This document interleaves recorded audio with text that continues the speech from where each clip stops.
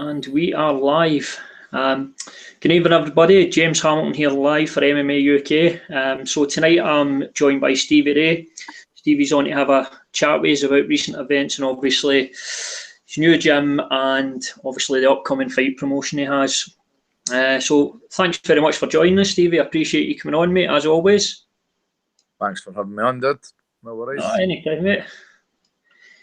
So, obviously, first time we'll speak to you a wee bit about is your last fight down in UFC London against Kajan Johnson. What I wanted to ask you about the fight, I mean, personally myself, I watched it. I felt you'd won the fight before the decision got read out. How were you feeling going into the actual decision itself? I knew it was close. I thought I'd done enough to win. It was such a weird feeling after a fight. Like I felt like I literally got hit with nothing. I mean, my leg was a wee bit sore after the fight. There was a couple of like these calf kicks that he landed, but it was like I came in the fight and I didn't even feel like I'd been in a fight. So when the fight had, like when the result was finished, I was like, well, he's basically no landed like anything on me. And I know that I landed a few good shots on him. So I thought I'd done enough to win, and even just with his kind of mannerism or whatever after the fight as well, like I felt like he felt like he had lost. So yeah, that was another reason, you know, he had his head down, I had my hands up. Yeah, so I knew it was close, though. Like it wasn't a totally when it was a split decision. Aye, so is there, see if with a fight like that when it is so close, is there really much you can take away from it? aye, definitely. The next guy I get my hands on, I'm gonna try and take him out in the first 10 seconds. So, like, I've learned for even that fight. Like, I felt like I had done enough to win. So even in the third round, I didn't. You know, I just felt like if I won the third round, I won the fight. Mm-hmm. But if I went into that third round thinking you need to get the stoppage, because I definitely won the third round, so that means that two of the judges obviously gave him round 1 and 2. So I can't even think back to the fight, but like if I knew I had to get the stoppage, I would have tried to take it. Obviously, I was going to try and beat him anyway and knock him out, but I would have went in a wee bit more desperation mode. But what I've learned from the fight is just to be more aggressive. I think because I knew Kajan, and you know, there was a wee bit respect there and stuff, but he was a hard opponent. Like everybody can say, because some of my mates and that, when I've seen them out drunk, I'm like, oh, what were you doing? You weren't hitting him. Like you weren't engaging in that. I was like, it's so different when you're in there. Like he was moving. I would go to throw a shot and he would be away. There was a couple of times I actually did throw a shot and I missed him purely because he was moving that much. Yeah. I mean, I didn't like that style. I feel, yeah, there's obviously a martial art to hit and move and not get hit, but I feel like that was far too much. The crowd was booing us. Obviously, they didn't realise that it was his part that made the fight boring. Because you know, I like to stand and trade and.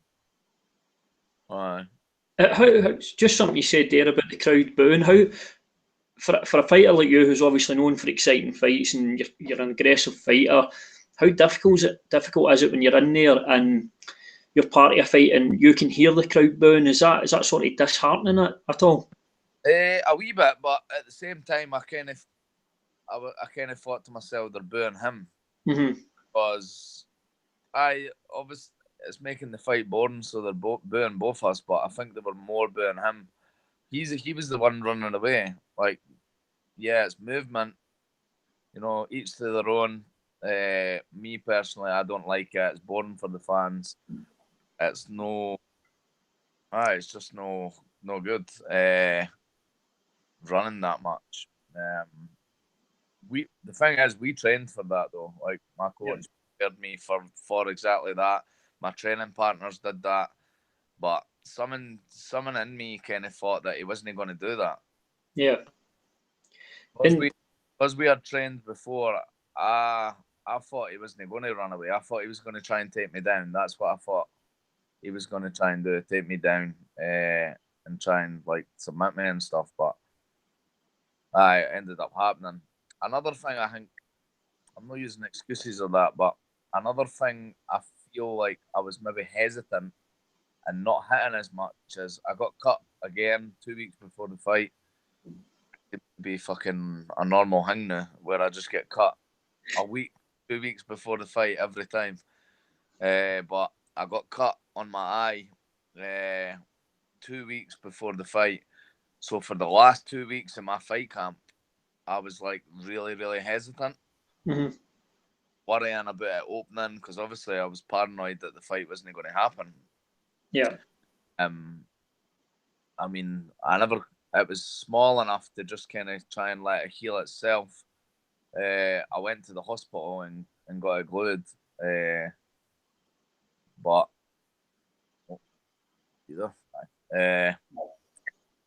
so I was hesitant in sparring, and when you hesitate in sparring, you end up sparring rubbish as well because you're constantly worrying about getting injured. So I think that's maybe another reason that I didn't like load off as much, just getting in a habit of being hesitant. But you know, get no kind of not taking anything away from him. You know, he was a hard opponent, like hard to hit basically. You said you had obviously trained with him, and it was a while back. Did it feel like he had improved since you had trained with him when you were in there? I think I gave him too much respect. The last time I trained with him, I remember him getting the better of me in the exchange, the leg locks. That's the only thing I remember ever sparring with Kajan. Or rolling with Kajan. We never really done that much together when we trained. Yeah. And then when I went, like, and I've not actually trained that much at TriStar either. Over my career, I've only been there my first year in the UFC a few times, and you know the training's amazing. For us as a coach is amazing as well. But most of my training I've always done under James. So yeah, I think I've been to TriStar three times, and each time I've done 4 weeks. One time I've done 6. Do you think maybe a bit more gets made of you training in TriStar just because you obviously the name it has, and it's obviously a massive name in the sport. TriStar is one of the most recognisable gyms in the world.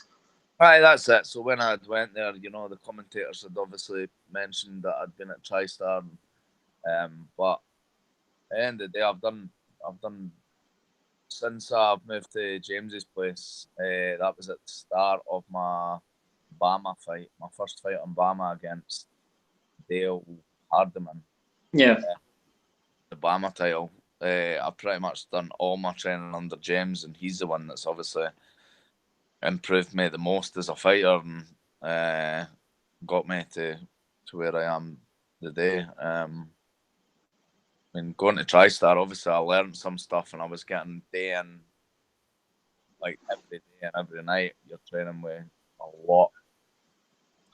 lot more. So I would say, like, where I'm training at higher level, we've got a few like really good guys that can put me through my paces, that can beat me in sparring, that can submit me, fucking game me out on the feet. But just at TriStar, there's maybe more of them because obviously there's more people that are maybe in the UFC or they can train. Whereas guys in Scotland, they've got full-time jobs and stuff, so they can't commit to. But saying that, I mean, when I go to the grip house, during the day, there's so many guys, even at the grip house, that's got good wrestling, good jiu-jitsu, and then all my guys at higher level as well. So it's just more a case of then we're just sort of playing catch up in terms of the amount of higher level guys you've got. How does the actual coaching itself compare? Obviously James is he's one of the most well known coaches in Europe, most respected as well. So how does the actual coaching itself compare to when you're out to like a TriStar and places like that?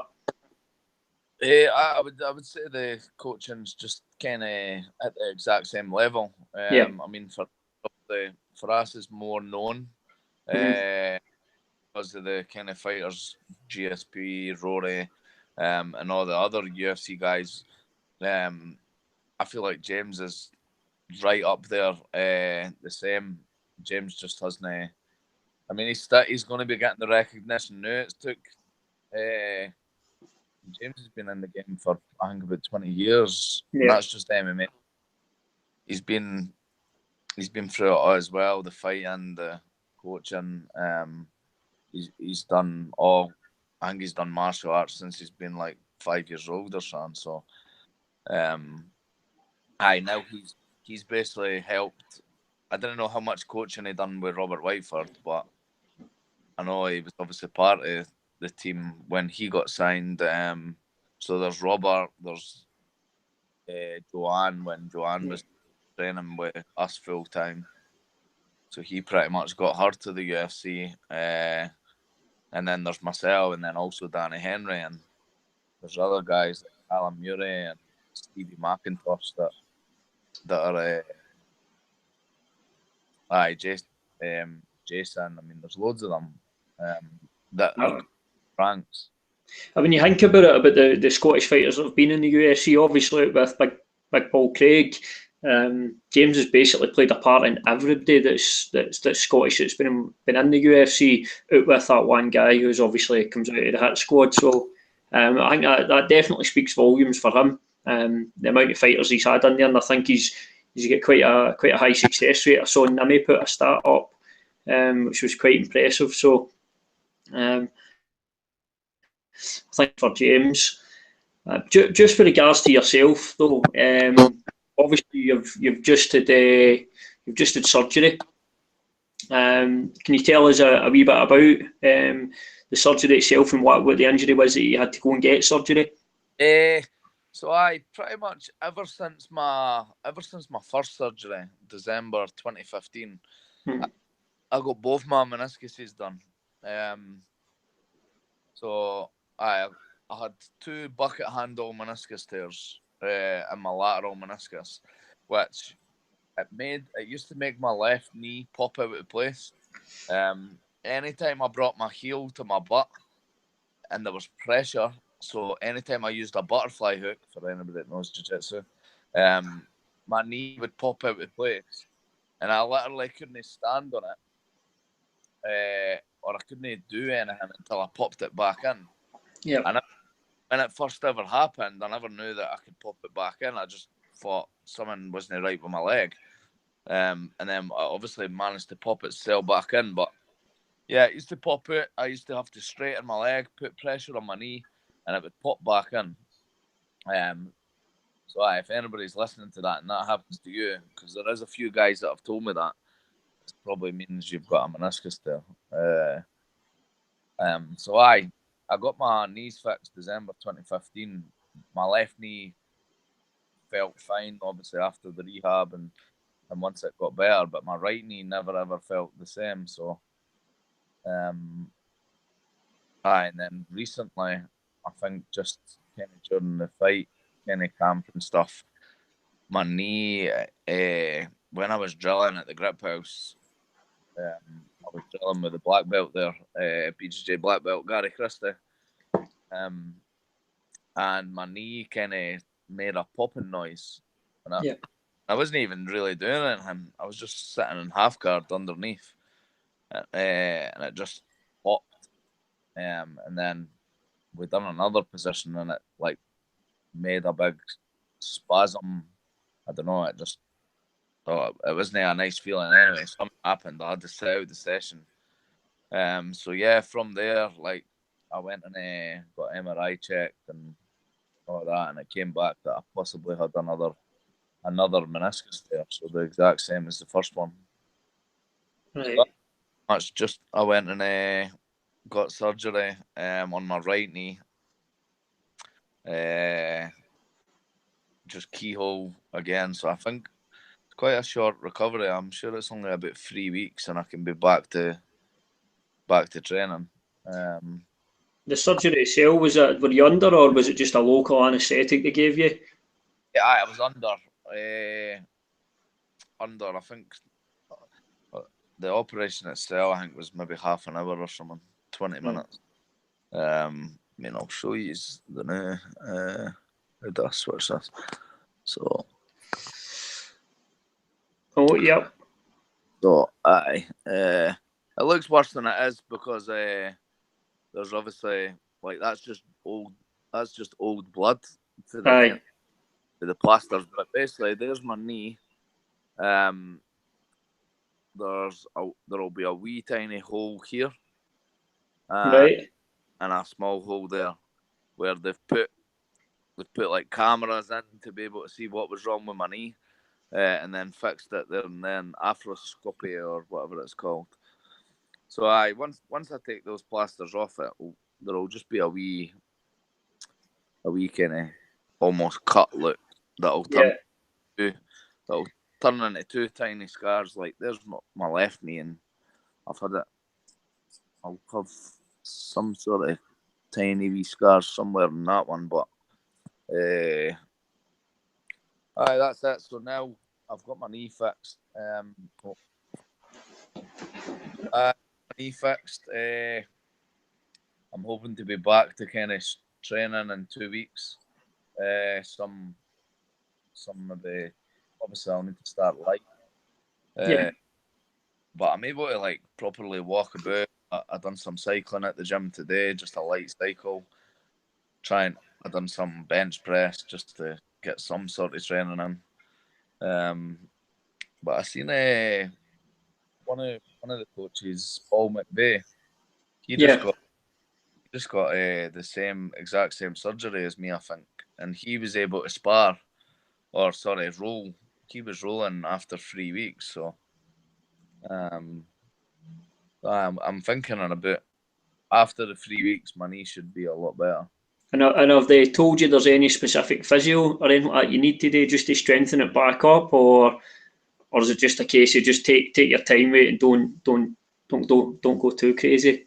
Aye, so the physio at Nuffield gave me a couple of basic exercises, but I work with Elite Sport and Performance, Lewis Mitchell.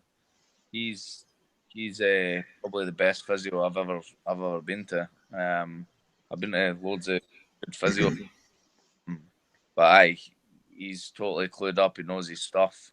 He's got a clinic in Edinburgh and Grangemouth and Stirling, I think. So I go to his place in Grangemouth usually every week, especially if I've got something kind of wrong with me. And he'll give me all the cap stuff, or if I'm needing any sort of treatment done, then. So he's there basically. He'll walk you through it and get you, just make sure you're not doing the wrong things anyway. Aye, that's it. So he's like my person to make sure I'm not doing too much or too little, because sometimes too little is just as bad as well. You don't want to just be sitting doing nothing. You need to be kind of moving, staying mobile. But I'm one of those guys that he needs to pull back. Can you get some? He was saying this to me as well. You get some people that have maybe had surgery and they'll plaster it all over social media and they'll milk it like it anything. Oh, they can't do nothing and just be lazy type thing. And then there's me that probably does stuff that I shouldn't be doing. So finding the balance into it. It's just finding that the right amount you're doing, where you're not overstraining yourself. Because the worst thing you do is just injure yourself further. Well, that's what I probably done the last time. The last time I got my knees done, so it was even worse. because I couldn't like use my one good leg. And I remember I went to like a boxing class a week after surgery. I was running around in a circuit, and I'm sure my knees were bleeding. And so but at the time I just thought, it's all right. I'm Iron Man. I'm super. I'm not like any other people. I'll get faster. No, nothing like getting injured to remind you you're only human. That's it, exactly. Just, we've got a question that's come in. It's actually something I want. It's kind of irrelevant to what I was going to ask you anyway. Obviously, we know you're healing up for an injury now. Power Punch MMA's asked, who's your dream matchup in the UFC right now? So ideally, is there anybody you would like to fight once you're ready to go again for the UFC? To be honest, anybody that's going to give me a challenge, like I wouldn't mind Jim Miller. Quite like that matchup. The guy that just beat him as well. He's maybe looking for a top 15 guy now, but Dan Hooker. He's a guy I'd like to test myself against. He just knocked Jim Miller out with that right knee that he knocked Pearson out with as well. Yep. But to be honest, I'm at that stage. I've lost 2 in a row now, technically, because I lost that last one. Even though watching it back, I still feel I done enough to win. But it is what it is. I'm gonna take it on the chin. I'm not going to moan like a bitch. I'll take it on the chin. It was a close fight. You got the decision. I'm now in the position where I've lost 2 in a row, and the next one is gonna, if I lost again, that could be my job. So, even regardless, after that last fight, I've said to myself, I'm one of those fighters that you've got to keep technical and stuff, especially because I'm in the UFC and that. But I think my next fight will be similar to how I used to fight way back. Where I'm getting finishes, and it's not going to be too game planny. Like even when I beat Ross Pearson, like I stuck to obviously a game plan that me and James had done, but I absolutely hate fighting like that. Hit and move. I got the win, so I can't really moan too much, but I'd rather just go in and try and knock the guy out, and if I get away, then at least I went out with my shield type thing. So Jim Miller, I would say then. I mean, he would be a perfect opponent for that style of fight, because Jim Miller's he's not looking at point score. He's not looking to run. Obviously, he's going to engage in the feet, and he's dangerous in the ground as well. So stylistically, I think that'd be a really fun fight, especially for the fans as well. And I think it's definitely a winnable fight for you as well. Aye, that's it. He's a good name still. Obviously, he was a ranked opponent not too long ago. He's just coming off a knockout loss. But yeah, so it would be a good fight. I've lost 2 in a row. I'm not really in a position to call people out, but to be honest, I'd fight anybody. I've never ever declined a fight from the UFC. I'll fight whoever the UFC and obviously my manager as well, Ali. Whoever he feels is a beneficial kind of fight. Something you were saying about obviously the regards to when you're in the UFC, I think it might be a trap some fighters fall into. Like they sort of change their style once they're in the UFC. It's more about not losing than it is winning. Is that a trap you feel you can fall into in the UFC quite easily? A wee bit. I mean, because you're scared, obviously, that you'll get cut. I mean, some people lose 2 and get cut. So I'm sure there's even people being cut on a win and stuff. So it's maybe changing a bit now. Like that Leslie Smith, I'm sure she was on a 3-fight win streak and she got cut for the UFC. I mean, that's probably because the whole project spearhead. Yeah. The way I'm looking at it now is win or lose. I'd rather the win's good more for the financial part. I'd rather see if I got told that I was getting the same amount of pay if I lost to winning. I'd rather lose an exciting fight than win a boring fight and get loads of sticks. But I would rather win a boring fight than lose an exciting fight when it comes to the money, because you get double the amount. It's definitely an unusual. It's something that no everybody's going to understand. That obviously a lot of people have got just a normal job. Just the way your pay structure is, that you only get half your wages if you win. I can see why the UFC done it in the early days, but it definitely adds something. Is there a lot of, how hard is that financial implication when you do lose a fight, especially a fight you felt you probably won? Now you know you're only getting half your pay. Oh, it's devastating, because I'm not even at the top of the pay grade. Just on a rough scale, by me, just 2 judges believe he won and 1 judge believed I won. So if there was one different judge that was the same, had the same thoughts as the judge that thought I won, I go home between £30,000 and £50,000 richer. So it's like between 30 and 50 grand I lost just because one other judge believed I lost. And fair enough, you just, like I said, you got to take it on the chin, but it's more gutting about the money, I feel, because I could easily just say, well, I didn't care that he's got the win on paper. I still believe I won. But I can't it's the money. That's the part. And that is a big thing about the sport. It's still obviously a young sport. It's not like football or anything like that where the money is crazy high. MMA is still a very, very difficult sport to earn a good living out of, unless you reach that top end, which isn't easy to do, obviously. Imagine even some of the guys that are at the top of the pay grade that are on 250 and 250. Imagine losing 50k just because you lost a split decision. It's a huge amount of kind of money to lose it on. But that's what it is. I've won a couple of close decisions that could have went the other way as well. So I'll take on.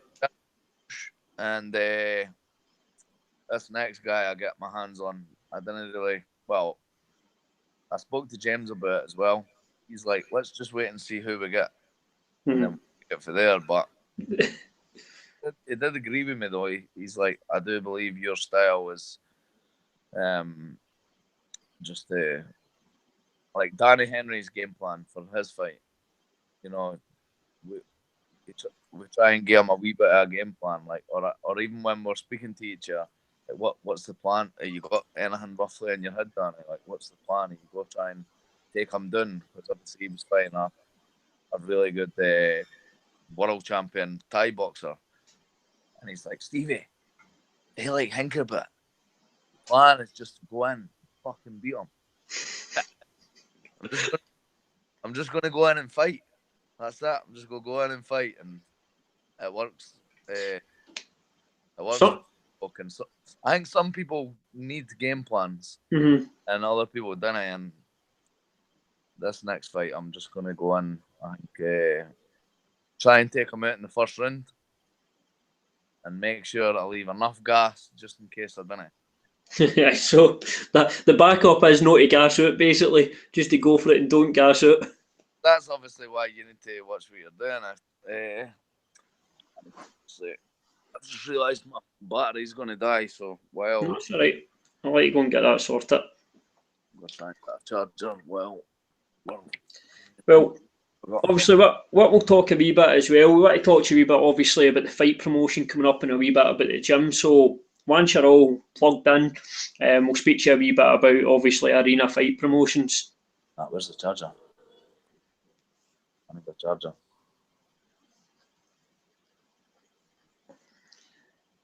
Do you know where it is? The chargers.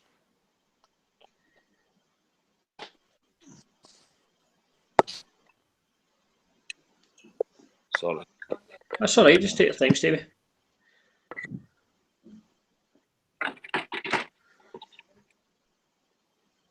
It's all right. I'm not Ariel Harwani. I'm not a scheduler or anything like that. I've got all the time in the world. Oh, I'm just hoping it doesn't cut out. Nah, you'll be all right once you get popped in. These phones, sometimes it just goes through. Nah, the battery goes as soon as you stop paying attention to it. So. Right, that was right. So obviously, Arena Fight Promotion. So you've got the card coming up on the 16th of June. Obviously yourself. Just tell me a wee bit who else is involved with you in the actual show itself. Aye, so it's myself and Gary Patterson that's running the show. Gary's done shows before, so he's experienced with it. He used to run Immortals fight promotions in Aberdeen because he used to live in Aberdeen as well. He moved back to Kirkaldy because I think he's originally from Kirkaldy, and he opened the Arena Gym that's up Mitchelson Industrial Estate. That's also where I run Braveheart MMA out of. I rent kind of the bottom part of the gym off him. And we spoke about doing a fight show and stuff, and then we went ahead with it. I mentioned to him about doing it at the ice rink. On Top came to the ice rink once before. It wasn't that successful, but I do believe it's got a potential to be kind of really good venue and a cracking night. So, the 16th of June, there's going to be about 14 MMA fights, or no, 12 actually. I think there's 2 Sancho fights, which is Chinese kickboxing. I didn't even know what it was until I YouTubed it, and it looks pretty exciting actually. Yeah, I think Kung Lee, UFC middleweight, he came. He had a Sancho background, I believe. Right. If I'm not mistaken. So. It looks similar to MMA, I think, but I don't think there's any submissions. There's ground and pound in that. I think. Yeah. But it looks the real deal when I YouTubed it anyway. But at Kirkaldy Ice Rink, right in my hometown, and I think I've got about 8 guys that are going to be fighting on it. Obviously, they've not, like, I've been running since December, I think. Yeah. But some of the guys that have came to me have got backgrounds in Thai boxing or, jiu-jitsu, boxing and whatever else.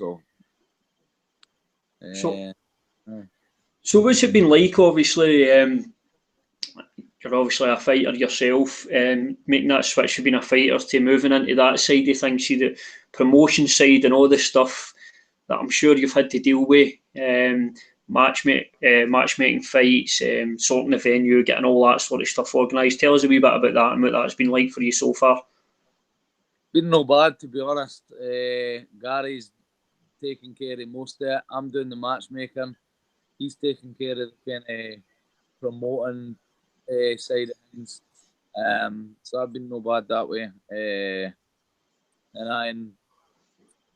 But the whole coaching Braveheart MMA and that, like, I wish I'd done it even at the start of my career.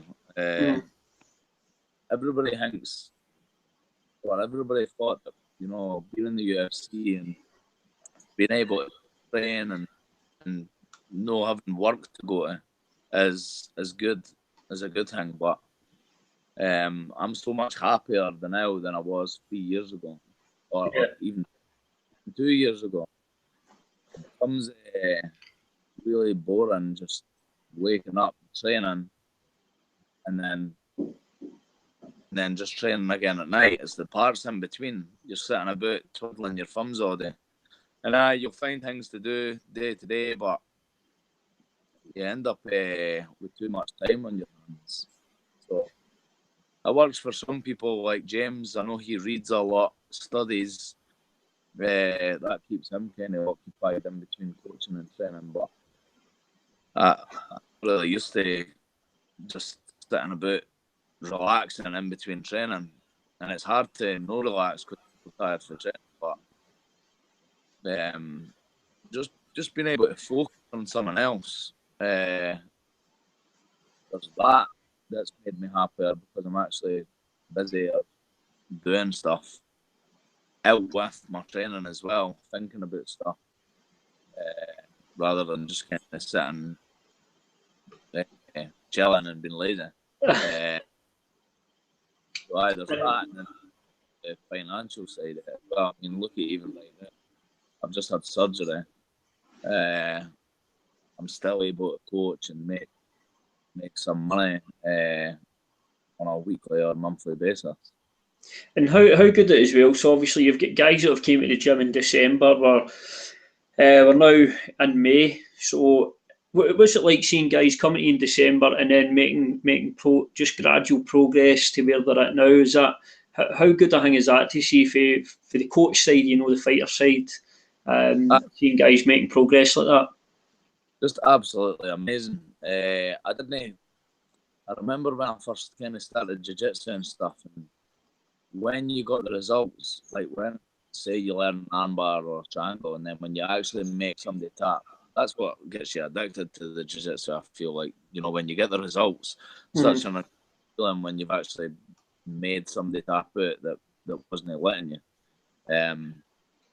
So I didn't have to be much a better feeling than that, or even winning a fight, but being able to improve somebody else's life or training and stuff, that's, if not even more better to see. Because then, I've watched some guys come to me that's literally not being able to throw a punch, or that wasn't really able to wrestle, and then just every single week I'm looking at guys like how much they've improved. And I mean, 2 of my guys just got blue belts. Yeah. Last Wednesday, James came over and done a seminar. Some guys got tabs, and 2 guys got blue belts. I mean, don't get me wrong, they've not only trained since me, they've trained elsewhere before that. And Graham had trained with me at higher level and stuff, but it's just cool. Got two blue belts at my gym that are training under me. Some other guys that are 4 tabs, 3 tabs, and then MMA side of things, guys that are looking good and fighting on the show. And do you see this as a path for you? Obviously, once fighting comes to an end, as it always does, as it inevitably does, do you see this as the route you're going to go down? Gym owner, coach, and stay involved in the sport that way? Aye, that's it. The UFC isn't going to be around forever either, or even fighting. Whether I'm in the UFC or it's any other promotion, there's going to be a point where I'm too old. That's maybe 35. It's not that old as in for work. So yeah, but for fighting. So no, I could get cut for the UFC this year. I've still got other options to go and fight and make money. But again, it's not a long career, so at least with coaching, I can coach a lot longer than I can fight. And to be honest, I'm loving it. Even if I had all the money in the world, I would still be coaching. It gives me like purpose. It gives me something to do, something to focus on.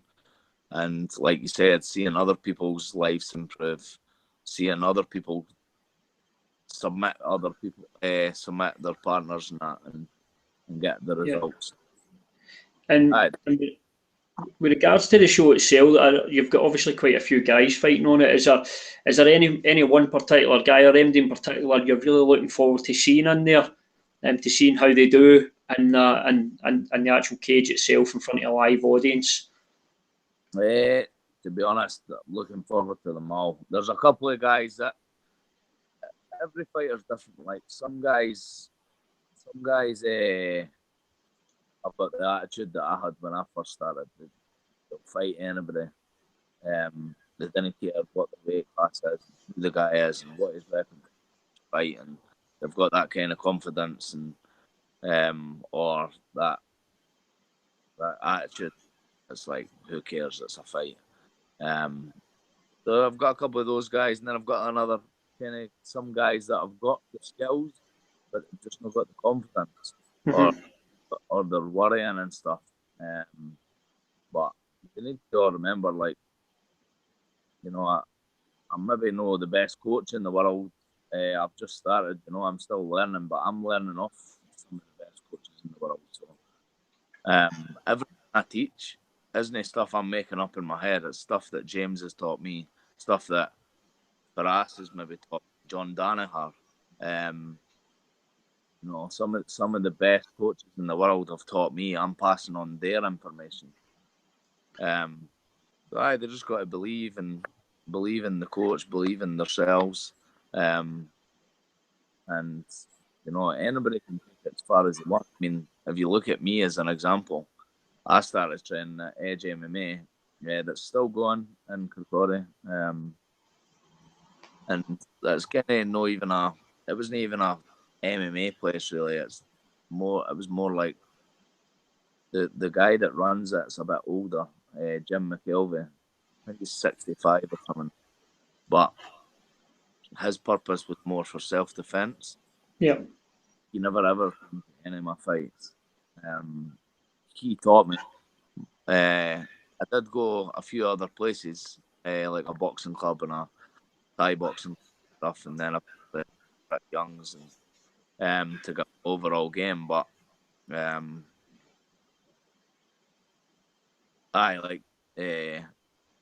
can't remember what. Sorry, I've ended up blabbing on. The one thing I was going to ask you about the coaching, do you think it helps? Obviously, you're coaching guys, but you're fighting. You're obviously currently fighting in the UFC, so guys can look at you as a coach, but also look at you as a fighter, a guy who's fighting in the Premier League of the sport. I mean, the UFC is where every mixed martial artist aims to be. I don't care who you're. That's the aim for everybody. So, do you think that helps you as a coach, where you've got guys who know you're fighting the UFC, you're fighting at the highest level? Well, it helps obviously attract people in as well, because you know my name speaks for itself. I didn't really need to do as much advertising. I spend lots of money on leaflets and stuff. I've just got, you know, social media. I've already got a lot of followers on social media so that all helps. I mean, some people say, you're so lucky, you're doing really well with your club, and that's all good, but it's not really luck. It's all, or you're really lucky that you've got the life you've got. I'm not lucky at all. You think my life's always been. I mean, I'm enjoying my life now. I'm making good money in the UFC. I'm making pretty decent money even coaching. I'm doing what I love every day, like on a Monday, a Sunday, a Saturday. It doesn't matter what day it is. I'm pretty much going to do what I love doing. But you know, my life hasn't always been like that. I've been to loads of jobs I absolutely hated. I've had loads of times where my car broke down. Even to the point I've had suicidal thoughts, and like my life's not been easy. So I'm not lucky. Everything I'm able to enjoy the now is all hard and work. Like I've worked my arse off to be able to live a pretty decent life that I'm living now. And is that something you would instill to guys in your gym then, that if they want to get to a place where you're at now, or to a level that you've reached, there's no luck involved. It is purely down to hard work and dedication. As much as that sounds like a cliche, it seems to be true. Aye, that's it, and that's what. Sorry, you've just remembered me what I was going on about when I've rambled on there. Aye, like I started training at just a small club that, you know, and I had to eventually move. I had to do different things that maybe some other guys didn't do, and that's why I'm the only guy for to Fife that's hit the UFC. You know, I done some of those stuff that maybe other people didn't. Tried different clubs and went to Thai boxing clubs and boxing and got the overall game. And then eventually moved to James's. And if I never moved to James's, there's no way I would have got anywhere near where I got to. So, if I could do all of that, I pretty much started training in December 2009. No, August 2009. I started training MMA. I had no experience at all in anything, apart from maybe being a thug and fighting in the street. Literally the only experience I had, going out drinking and knocking people out in the street, being an idiot.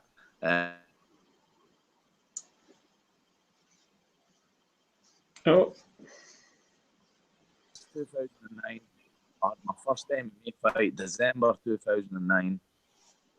My first year of fighting, I had 12 fights, 7 amateur, 5 pro. I turned pro after like 8 months of training, which is, when I think about it now, ridiculous. Like, I probably turned pro far too early. But, you know, it all worked out in the end. If I can get to where I got to, and I never even had the coaching or the things that these guys are able to get. Mm-hmm. I started MMA when I was 19, with no martial art background ever. By the time I think I was 25 in the UFC, fighting for the biggest promotion in the world. So the way I see it, anybody can get to anywhere as long as they're in the hard work. If they're in the right place and they want to get there bad enough, then they can do it. And before we let you go, Stevie, just a couple of last things. So, obviously the fight promotion coming up. What can we expect to see more after this one? More fights from Arena, or is this just a one fight deal at the moment and then see how it goes? So, what's the plans for Arena Fight Promotions? Well, that's it. We're hoping, you know, in a year's time we'll be as big as the UFC. We're looking to keep going. You know, make that a continuous thing, unless we end up bankrupt. Yep. After the first show, then we might ditch it. But I'm hoping it's going to be good. I mean, it's in Kirkaldy. There's going to be, you know, a good amount of fights. It's a good arena where Fife Fires play at a kind of ice rink. I reckon it'll be a really good night as long as the tickets sell good. All the tables are sold out, so that's a good sign. So hopefully, like I said, it's a good night, and we'll go keep looking at doing it. And just before I let you go, mate, is there any sponsors or anybody like that you want to give a shout out to before you jump off? Hate thanking our sponsors at the end when it's got to be done, mate. It's got to be done. Just in case you forget one of them. I mean, there is. Right, so thanks to my manager, Ali Abdelaziz. Without him, I wouldn't be back in the UFC. Thanks to him. Thanks to James, all my training partners for also helping me get to where I am. And again, all my friends, family, all of that. Sponsor-wise, thanks to I'm going to thank my current sponsors, because I've got loads of old ones that basically have helped me get to where I am as well. But my current sponsors, Seconds Out store in Edinburgh, giving me all the best of gear all the time, been nice to me. Flora Fusion, just recently started sponsoring me, CBD oil. Since I've been taking that, my training, my recovery, my sleep, everything's got better. So aye, thanks to them. My physio, that's obviously going to play a big part in my recovery for my rehab and stuff. Elite Sporting Performance. Thanks to them. I've recently signed a new sponsorship deal with Society Bars in Kirkaldy. So Society nightclub or bar. I've just signed a year deal for them to be one of my main sponsors. They're gonna always obviously support me, show my fights. They'll be the official place to watch the fights and stuff. And any sort of after party that we're gonna do. Who else? Oh, but I've not forgot of the.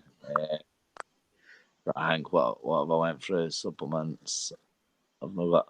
I'm looking for a supplement sponsor. So if anybody be interested in any supplement companies out there that's interested in sponsoring somebody, I'll post pictures of my abs and.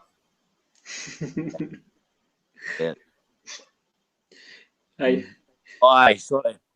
Pro Gain Meals. Again, they sponsor me, supply me with my meals every fight camp, so they help me make weight. And I'm hoping that's everybody, and I've not forgot anybody. I'm sure they'll let you know if you forgot them anyway, Stevie. That's it. I came what's going to happen. I'm going to hang up, and I'm going to be like, shit, I forgot this. The amount of times that happens when guys message me to say I forgot this and that, but hopefully you've got them all. Well, obviously MMA UK will be out covering the arena fight promotions as well, so we'll definitely be there, and we're looking forward to the show. Can I just say one more thanks to? Yep. He doesn't sponsor me as an individual, but Blair Roofing. He just recently sponsored the gym. So Braveheart MMA helped me kind of get started up. So again, without him being kind and whatever, and sponsoring me, I maybe wouldn't have got started with the whole Braveheart gym. So Blair Roofing, thanks to him for helping me kind of get set up. So, and obviously, if there's anybody out there looking to get into MMA and train with a UFC fighter, where can they contact you in terms of social media or contact you about the gym, Stevie? Aye, so on Facebook, any of my pages. There's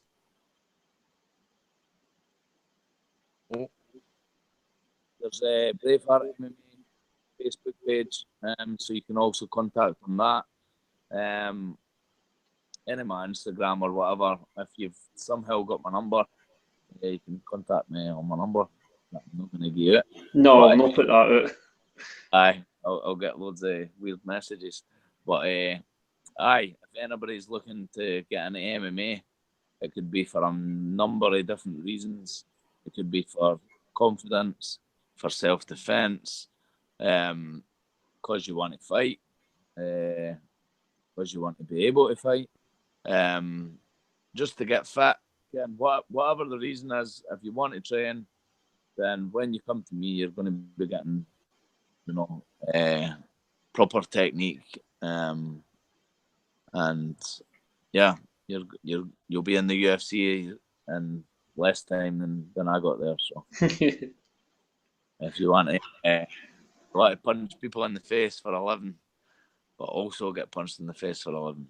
That's a bit you always need to remember. That's that. Well, that's it. Some people like getting it out, but then they like taking it back. You've got to have both.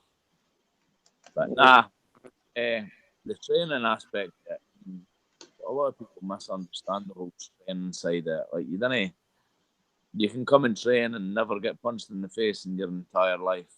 You learn how to hit pads, learn how to, drill, how to slip.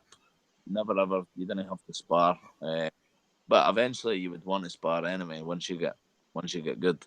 There's one guy, a kind of older guy that I used to train with that's just started training with me again, actually. But I remember he was like, I want to start training for the fitness side of it because I've seen the shape you can get yourself in.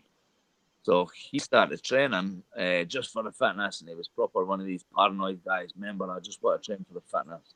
Not want to do any of this rolling or sparring or chokes. And then before you knew it, obviously I'd watched the training. He's like, "Oh, is that what you do for the training? You're sitting drilling techniques." I thought you just fight each other. So before you know it, he was rolling. He's started doing jiu-jitsu. Then he was wanting to compete because obviously once he started getting good, they wanted to test himself to see how good he actually was. Right, that's it. You just got to come along. Nobody has to be good to start, or nobody is even good when they start, unless they're just an athletic freak. You've got to. What's the saying again? You don't have to be good to start. You have to start to be good. Oh, aye. Makes sense. That come along, I'll turn you into a killer. You'll be the next John Jones, unless you're a woman. That's it, exactly. That's all I've got for you, Stevie. Thanks very much for joining us, and obviously let us know how the recovery's going, and if you get a fight booked, give us a shout, and we'll get you back on for a chat, mate. No worries, man. Thanks for having me on. No problem, Stevie. Have a good night, mate. Cheers. Thank you. Bye.